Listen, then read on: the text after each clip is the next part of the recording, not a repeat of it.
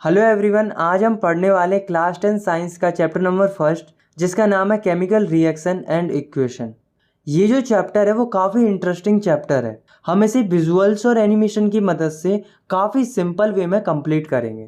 तो चलिए स्टार्ट। हमारी डेली लाइफ में हमें हमारे आसपास कई सारे चेंजेस देखने को मिलते हैं, जिसमें से कुछ चेंजेस फिजिकल होते हैं और कुछ चेंजेस केमिकल होते हैं। तो चलिए समझते हैं कि फिजिकल और केमिकल चेंजेस आखिर होते क्या हैं। तो सबसे पहले हम समझते हैं कि फिजिकल चेंज क्या होते हैं। तो these are the changes which can be reversed, मतलब ये ऐसे चेंजेस होते हैं जो कि आसानी से रिवर्स हो जाते हैं। For example freezing of water, यानी कि पानी का बर्फ में जमना। गाइस, आपने नोटिस किया होगा जब हम पानी को रेफ्रिजरेटर में रखते हैं तो वह बर्फ बन जाता है, और जब हम उसे बाहर निकालते हैं तो वह वापस पानी बन जाता है। तो ये जो चेंज है वो फिजिकल चेंज है, क्योंकि यहाँ पर जो चेंज हो रहा है वो रिवर्सिबल है। अब हम समझते हैं केमिकल चेंजेस क्या होते हैं। तो these are the changes which can not be reversed, मतलब कि ये ऐसे चेंज होते हैं जो कि रिवर्स नहीं होते हैं। जैसे कि रस्टिंग ऑफ आयरन, मतलब लोहे पर जंग लगना। आपने देखा होगा कि जब हम लोहे को एटमॉस्फेयर में खुला छोड़ देते हैं तो लोहे पर जंग लग जाती है और लोहा खराब हो जाता है। तो ये जो चेंज है वो केमिकल चेंज है, क्योंकि एक बार लोहा अगर खराब हो जाता है तो वह वापस उसी स्टेट में नहीं आ पाता है। तो चलिए अब हम इस चैप्टर के दो इंपॉर्टेंट टर्म्स को समझते हैं, जो कि है रिएक्टेंट और प्रोडक्ट। तो ये दोनों टर्म्स आपको इस चैप्टर में कई बार सुनने को मिलेंगे। तो चलिए समझते हैं कि आखिर ये रिएक्टेंट और प्रोडक्ट होते क्या है। तो सबसे पहले हम समझते हैं कि रिएक्टेंट क्या होते हैं। तो the substance which take part in chemical reaction are called reactants, मतलब कि ऐसे सब्सटेंस जो केमिकल रिएक्शन में पार्ट लेते हैं उन्हें हम रिएक्टेंट कहते हैं। नेक्स्ट है प्रोडक्ट। प्रोडक्ट क्या होते हैं? तो the substance which are formed in the chemical reaction are called products, मतलब कि ऐसे सब्सटेंस जो कि केमिकल रिएक्शन में फॉर्म होते हैं उन्हें हम प्रोडक्ट्स कहते हैं। तो चलिए रिएक्टेंट्स और प्रोडक्ट्स को एक एग्जाम्पल के थ्रू समझते हैं। जैसे कि जब सोडियम वाटर से रिएक्ट करता है तो वो सोडियम हाइड्रोक्साइड प्लस हाइड्रोजन बनाता है। तो दोस्तों इस रिएक्शन को अगर हम ध्यान से देखेंगे तो इस रिएक्शन में सोडियम और वाटर जो है वो रिएक्टेंट है, क्योंकि ये दोनों इस रिएक्शन में पार्ट ले रहे हैं। और जो सोडियम हाइड्रोक्साइड और हाइड्रोजन है वे हैं प्रोडक्ट्स, क्योंकि ये दोनों इस रिएक्शन में फॉर्म हो रहे हैं। आई होप आपको रिएक्टेंट और प्रोडक्ट समझ में आ गए होंगे। तो अब हम इस चैप्टर के पहले टॉपिक को समझते हैं, जिसका नाम है chemical reaction. So the chemical reaction is the process in which two or more substance combine to form new substance, मतलब केमिकल रिएक्शन एक ऐसी प्रोसेस होती है जिसमें दो या दो से अधिक सब्सटेंस मिलकर एक नया सब्सटेंस बनाते हैं। फॉर एग्जाम्पल जब हाइड्रोजन और ऑक्सीजन की रिएक्शन होती है तो वाटर फॉर्म होता है। और दोस्तों इस रिएक्शन में जो हाइड्रोजन और ऑक्सीजन है वो रिएक्टेंट है, और जो वाटर फॉर्म हो रहा है वो प्रोडक्ट है। तो आप देख सकते हो यहाँ पर दो सब्सटेंस मिलकर एक नया सब्सटेंस बना रहे हैं, तो यहाँ पर केमिकल रिएक्शन हो रही है। तो केमिकल रिएक्शन क्या होती है ये तो हमने समझ लिया। अब हम ये समझते हैं कि केमिकल रिएक्शन होती है तो हमें क्या क्या चेंजेस देखने को मिलते हैं। तो जब केमिकल रिएक्शन होती है तो हमें ये चेंजेस देखने को मिल सकते हैं। मतलब जब केमिकल रिएक्शन होती है तो हमें रिएक्शन होने से पहले और रिएक्शन होने के बाद सब्सटेंस की स्टेट में चेंजेस देखने को मिल सकते हैं, जैसे कि solid to liquid, liquid to gas और गैस टू सॉलिड। और दूसरा चेंज जो हमें देखने को मिल सकता है वो है चेंज इन कलर, मतलब केमिकल रिएक्शन के दौरान हमें रिएक्टेंट और प्रोडक्ट्स के कलर में चेंजेस देखने को मिल सकते हैं। और तीसरा जो चेंज हमें देखने को मिल सकता है वो है इवोल्यूशन ऑफ गैस, मतलब केमिकल रिएक्शन के दौरान हमें गैस निकलती हुई दिख सकती है। चौथा चेंज जो हमें देखने को मिल सकता है वो है चेंज इन टेम्परेचर, मतलब केमिकल रिएक्शन के दौरान हमें रिएक्टेंट और प्रोडक्ट के टेम्परेचर में चेंजेस देखने को मिल सकता है। और पांचवा और लास्ट चेंज जो हमें देखने को मिल सकता है वो है फॉर्मेशन ऑफ प्रेसिपिटेट, मतलब कि जब भी केमिकल रिएक्शन होती है तो हमें प्रेसिपिटेट निकलते हुए दिख सकता है। अब हम इस चैप्टर के सबसे इंपॉर्टेंट टॉपिक को समझते हैं, जो कि है केमिकल इक्वेशंस। तो यहाँ बेसिकली हमें तीन चीज़ों को समझना है, जो कि है कि केमिकल इक्वेशन क्या होती है, हम इन्हें बैलेंस क्यों करते हैं और हम इन्हें बैलेंस कैसे कर सकते हैं। तो हम तीनों टॉपिक्स को एक एक करके समझेंगे। तो चलिए हम इन तीनों टॉपिक्स को एक एक करके समझते हैं। तो सबसे पहले हम समझते हैं केमिकल इक्वेशन होती क्या है। तो chemical equation is the symbolic representation of a chemical reaction with the help of symbols and फॉर्मूले। मतलब केमिकल रिएक्शन को उनके सिंबल्स और फॉर्मूले की फॉर्म में लिखने को ही हम केमिकल इक्वेशन कहते हैं। फॉर एग्जांपल मीथेन और ऑक्सीजन जब रिएक्शन करते हैं तो वो carbon dioxide plus water form करते हैं। तो आपने देखा कि इस रिएक्शन को फॉर्मूले और सिंबल्स की फॉर्म में हमने कैसे रिप्रेजेंट कर दिए, और इसी रिप्रेजेंटेशन को हम केमिकल इक्वेशन कहते हैं। तो चलिए अब हम ये जानते हैं कि किसी भी केमिकल इक्वेशन को लिखते कैसे हैं। तो किसी भी केमिकल इक्वेशन में जो रिएक्टेंट होते हैं उन्हें हम लेफ्ट हैंड साइड पर लिखते हैं, और जो प्रोडक्ट होते हैं उन्हें हम राइट हैंड साइड पर लिखते हैं, जैसा कि आप इस रिएक्शन में देख सकते हो। तो चलिए अब हम आगे बढ़ते हैं और समझते हैं कि बैलेंस्ड केमिकल इक्वेशन क्या होती है। तो बैलेंस्ड केमिकल इक्वेशन वो इक्वेशन होती हैं जिनमें रिएक्टेंट और प्रोडक्ट्स के एलिमेंट्स के अंदर एटम का नंबर सेम होता है। तो चलिए अब हम ये समझते हैं why do we need to balance chemical equation, मतलब हमें केमिकल इक्वेशन को बैलेंस करने की ज़रूरत क्यों पड़ती है। तो हमें केमिकल इक्वेशन को बैलेंस करने की ज़रूरत इसलिए पड़ती है क्योंकि according to law of conservation of mass can neither be created or nor be destroyed during a chemical reaction. मतलब किसी भी केमिकल रिएक्शन में मास को ना ही क्रिएट किया जा सकता है और ना ही डिस्ट्रॉय किया जा सकता है। तो इसका मतलब तो ये हुआ कि रिएक्टेंट और प्रोडक्ट दोनों का जो मास है वो इक्वल होना चाहिए, और ऐसा तो तब होगा जब रिएक्टेंट्स और प्रोडक्ट के एलिमेंट्स के अंदर एटम का नंबर सेम हो, क्योंकि अगर ऐसा नहीं होगा तो law of conservation of mass apply ही नहीं होगा। तो अब हमने ये तो जान लिया कि केमिकल इक्वेशन को बैलेंस क्यों करते हैं। तो अब हम ये समझते हैं कि how to balance a chemical equation, मतलब कि हम केमिकल इक्वेशन को बैलेंस कैसे करते हैं। तो केमिकल इक्वेशन को बैलेंस करने का कोई स्पेसिफिक मेथड तो है नहीं, इसे हम हिट एंड ट्रायल मेथड से बैलेंस करते हैं। तो चलिए अब हम कुछ रिएक्शन को बैलेंस करके बैलेंसिंग को सीखते हैं। तो सबसे पहले हम एक रिएक्शन को बैलेंस करते हैं जिसमें Fe यानी कि आयरन और वाटर जो है वो मिलकर आयरन ऑक्साइड और हाइड्रोजन बना रहे हैं। तो इस रिएक्शन को अगर हम ध्यान से देखते हैं तो इस रिएक्शन में रिएक्टेंट और प्रोडक्ट्स के अंदर एटम का नंबर सेम नहीं है, और ये रिएक्शन अनबैलेंस्ड है। अब हमें किसी भी तरह से इस रिएक्शन के रिएक्टेंट और प्रोडक्ट में एटम का नंबर सेम करना है और रिएक्शन को बैलेंस करना है।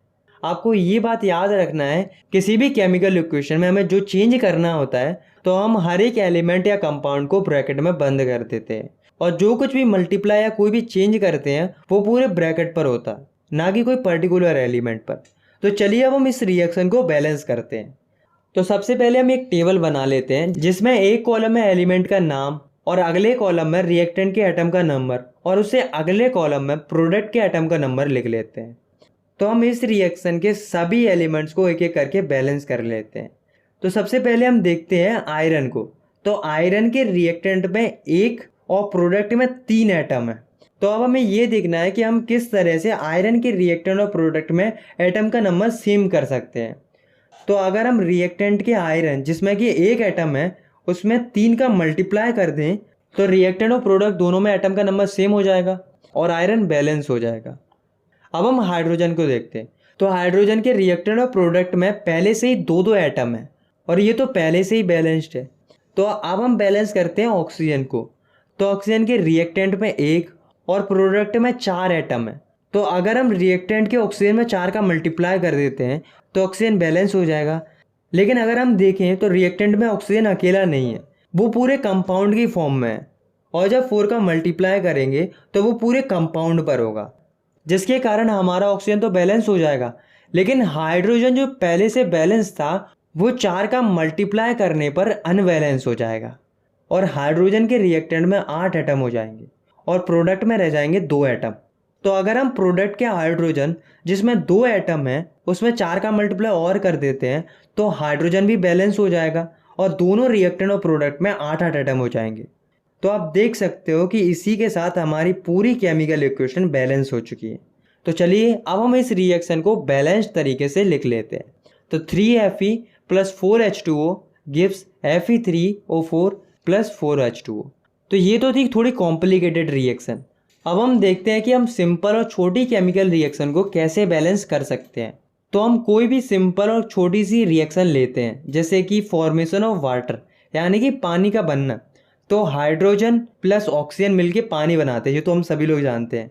तो इस रिएक्शन को बैलेंस करने के लिए हमें टेबल बनाने की ज़रूरत नहीं है, क्योंकि ये एक छोटी रिएक्शन है। इस रिएक्शन में हाइड्रोजन और ऑक्सीजन मिलकर वाटर बना रहे हैं और यहाँ पर हम देखें तो हाइड्रोजन के रिएक्टेंट और प्रोडक्ट दोनों में दो दो एटम है। इसका मतलब ये तो पहले से ही बैलेंस्ड है। लेकिन ऑक्सीजन के रिएक्टेंट में 2 और प्रोडक्ट में 1 एटम है। तो अगर हम प्रोडक्ट में 2 का मल्टीप्लाई कर देते हैं तो ऑक्सीजन बैलेंस हो जाएगा। लेकिन प्रोडक्ट में जो ऑक्सीजन है वो पूरे कंपाउंड के फॉर्म में, और हम जो 2 का मल्टीप्लाई करेंगे वो पूरे कंपाउंड H2O पर होगा, जिससे हमारा हाइड्रोजन जो पहले से बैलेंस था वो अब अनबैलेंस हो जाएगा। और प्रोडक्ट के हाइड्रोजन जिसमें 2 एटम थे उसमें अब 4 एटम हो जाएंगे। तो अगर हम हाइड्रोजन के रिएक्टेंट जिसमें 2 एटम है उसमें 2 का मल्टीप्लाई और कर देते हैं तो हाइड्रोजन भी बैलेंस हो जाएगा। तो अब हमारी ये रिएक्शन भी बैलेंस हो चुकी है। और आप जितनी ज़्यादा रिएक्शन को बैलेंस करने की प्रैक्टिस करेंगे उतनी जल्दी आप किसी भी केमिकल रिएक्शन को बैलेंस कर पाएंगे। तो अब आप केमिकल इक्वेशन को बैलेंस कैसे करते हैं ये तो सीख चुके हैं। तो चलिए अब हम अगले टॉपिक की तरफ बढ़ते हैं, जो कि है टाइप्स ऑफ केमिकल रिएक्शन। तो ये जो टॉपिक है वो भी काफ़ी इंपॉर्टेंट टॉपिक है इस चैप्टर का। तो चलिए अब हम देखते हैं कि केमिकल रिएक्शन कितने टाइप की होती हैं। तो केमिकल रिएक्शन 6 टाइप की होती हैं: combination reaction, decomposition reaction, displacement reaction, double displacement reaction, oxidation and reduction reaction, और एक्सोथर्मिक एंड एंडोथर्मिक रिएक्शन। तो चलिए अब हम इन सारी रिएक्शंस को एक एक करके समझते हैं। तो सबसे पहले हम समझते हैं पहले टाइप की केमिकल रिएक्शन को, जो कि है कॉम्बिनेशन रिएक्शन। तो द रिएक्शन इन विच 2 और more reactants combine to form a single product is called a combination reaction. मतलब कि ऐसी रिएक्शन जिसमें 2 या 2 से अधिक रिएक्टेंट मिलकर एक सिंगल प्रोडक्ट बनाते हैं, ऐसी रिएक्शन को हम कॉम्बिनेशन रिएक्शन कहते हैं। चलिए अब हम इस रिएक्शन के कुछ एग्जाम्पल्स को देखते हैं। तो पहला एग्जाम्पल है फॉर्मेशन ऑफ वाटर, यानी कि पानी का बनना। जब हाइड्रोजन और ऑक्सीजन आपस में रिएक्शन करते हैं तो वाटर फॉर्म होता है। और ये जो रिएक्शन है वो कॉम्बिनेशन रिएक्शन है, क्योंकि यहाँ पर 2 रिएक्टेंट मिलकर एक सिंगल प्रोडक्ट बना रहे हैं। इसी का दूसरा एग्जाम्पल है बर्निंग ऑफ कोल। मतलब कार्बन और ऑक्सीजन की रिएक्शन होती है तो कार्बन डाइऑक्साइड फॉर्म होती है, और ये रिएक्शन भी कॉम्बिनेशन रिएक्शन है, क्योंकि इस रिएक्शन में 2 रिएक्टेंट यानी कि कार्बन और ऑक्सीजन मिलकर एक सिंगल प्रोडक्ट यानी कि कार्बन डाइऑक्साइड बना रहे हैं। तो चलिए अब हम दूसरी टाइप के केमिकल रिएक्शन को समझते हैं, जो कि है decomposition reaction. So the reaction in which a single reactant break down to form 2 और मोर प्रोडक्ट्स। मतलब ऐसी रिएक्शन जिसमें एक सिंगल रिएक्टेंट 2 या 2 से ज़्यादा प्रोडक्ट में टूट जाता है, उसे हम डीकम्पोजिशन रिएक्शन कहते हैं। तो यहाँ पर सोचने वाली बात ये है कि आखिर ये रिएक्टेंट टूट क्यों रहा है। कोई ना कोई एनर्जी तो होगी जिसके कारण ये रिएक्टेंट टूट रहा है। तो उसी एनर्जी के हिसाब से जो डीकम्पोजिशन रिएक्शन है वो 3 टाइप की होती है, जो कि thermal decomposition, electrolytic decomposition and photolytic decomposition. तो सबसे पहले हम समझते हैं थर्मल डीकम्पोजिशन को।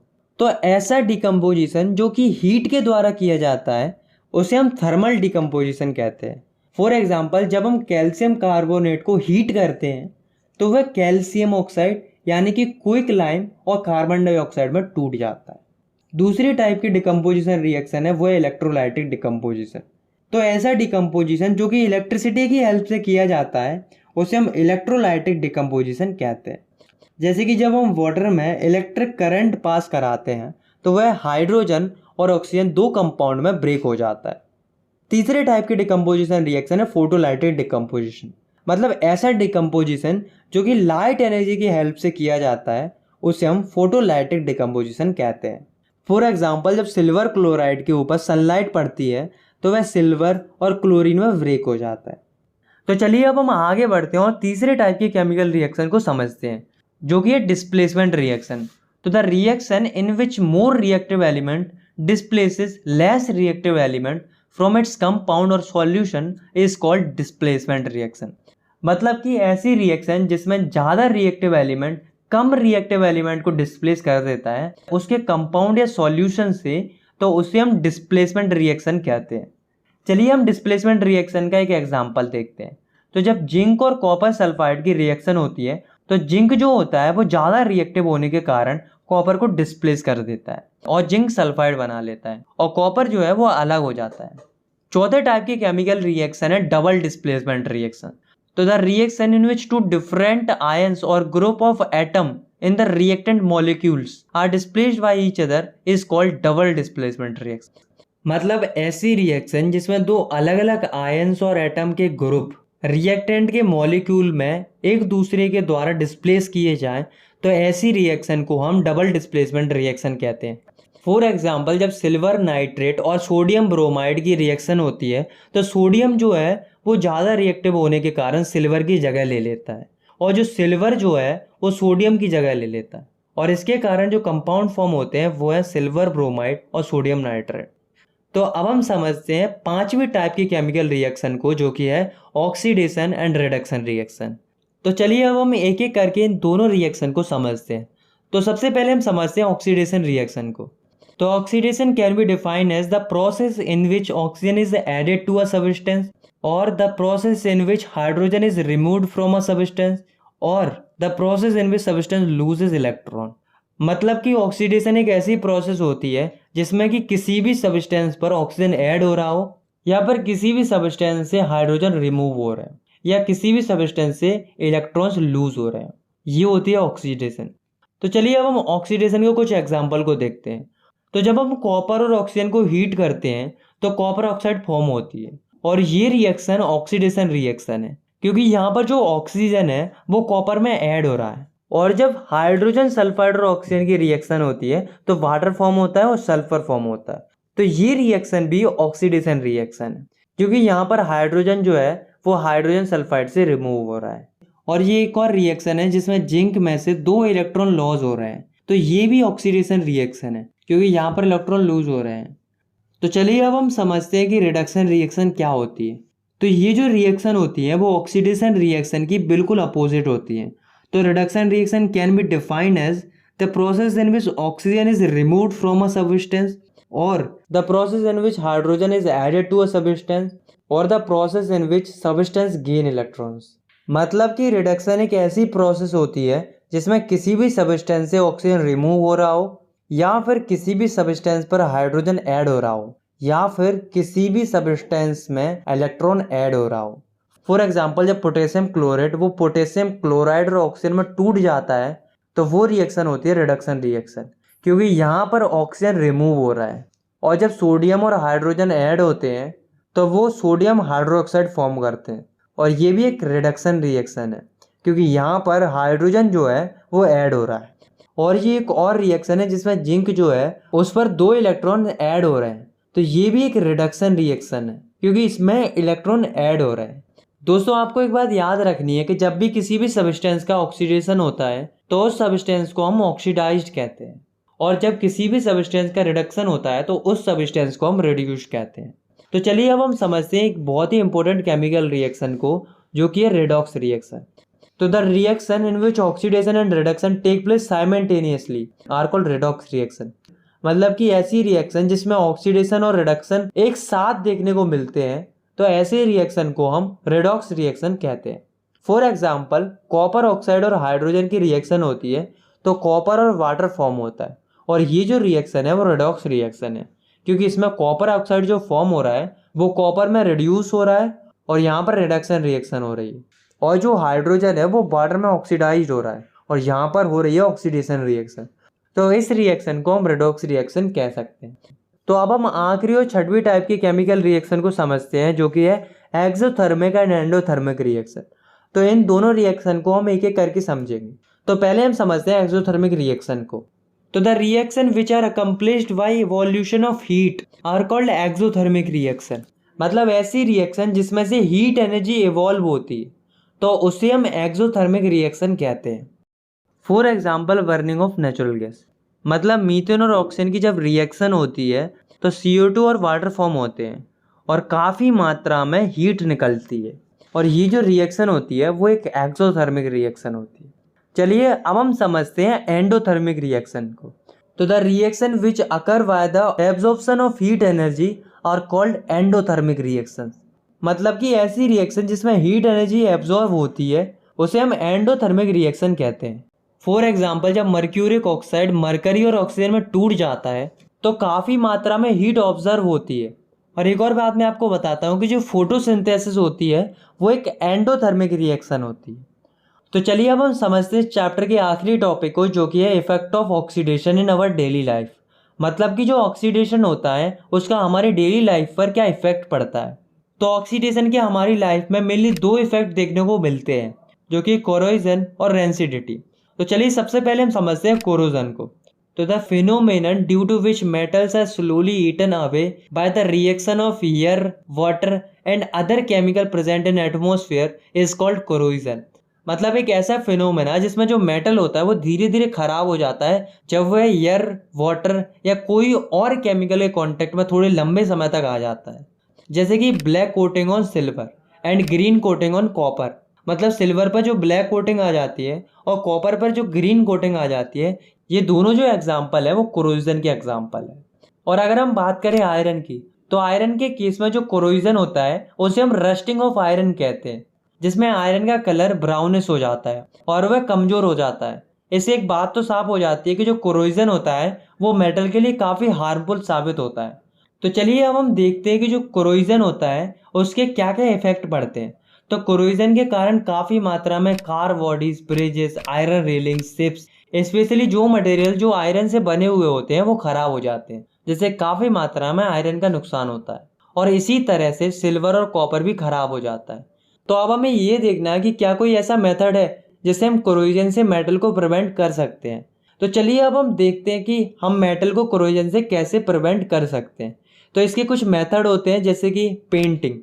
जो आयरन के ऑब्जेक्ट होते हैं अगर हम उन पर पेंट कर देते हैं तो वो डायरेक्टली एटमॉस्फेयर के कांटेक्ट में नहीं आ पाएंगे और कोरोजन से प्रिवेंट रहेंगे। और जो सिल्वर होता है उसे हम बाहरी एटमॉस्फेयर से दूर रखकर और उसकी रेगुलर क्लीनिंग कर कोरोजन से प्रिवेंट कर सकते हैं। और कॉपर को हम बेकिंग सोडा और सॉल्ट के पेस्ट बनाकर उसकी रेगुलर क्लीनिंग करके उसे भी हम कोरोजन से प्रिवेंट कर सकते हैं। और एक और बहुत ज़रूरी बात जो आपको याद रखनी है वो है कि जो एल्यूमिनियम होता है उसके केस में कोरोजन हार्मफुल नहीं होता है, बल्कि फ़ायदेमंद होता है। तो चलिए अब हम देखते हैं ऑक्सीडेशन के दूसरे इफेक्ट को, यानी कि रेंसिडिटी को। तो आइए जानते हैं कि रेंसिडिटी क्या होती है। So it is the process of slow oxidation of oil and fat present in the food material. मतलब कि ये एक ऐसी प्रोसेस होती है जिससे जो फूड मटेरियल में ऑयल और फैट प्रेजेंट होता है उसका ऑक्सीडेशन हो जाता है, जिससे फूड का टेस्ट और उसकी स्मेल खराब हो जाती है। तो आपको ये तो पता चल गया होगा कि रेंसिडिटी के कारण जो फूड मटेरियल होते हैं वो खराब हो जाते हैं। तो अब दोस्तों हम देखते हैं कि हम फूड मटेरियल्स को उन्हें हम रेंसिडिटी से कैसे प्रिवेंट कर सकते हैं। तो इसके कुछ मेथड होते हैं, तो चलिए हम वो भी देख लेते हैं। तो वो मेथड कौन कौन से होते हैं? By keeping food materials in air tight containers. मतलब कि जो फूड मटेरियल्स होते हैं उन्हें हम एयर टाइट कंटेनर्स में रख सकते हैं, जिससे जो फूड मटेरियल्स हैं वो डायरेक्ट एयर के कॉन्टेक्ट में नहीं आएंगे और वे रेंसिडिटी से प्रिवेंट रहेंगे। और दूसरा मेथड है by refrigeration of cooked food at low temperature.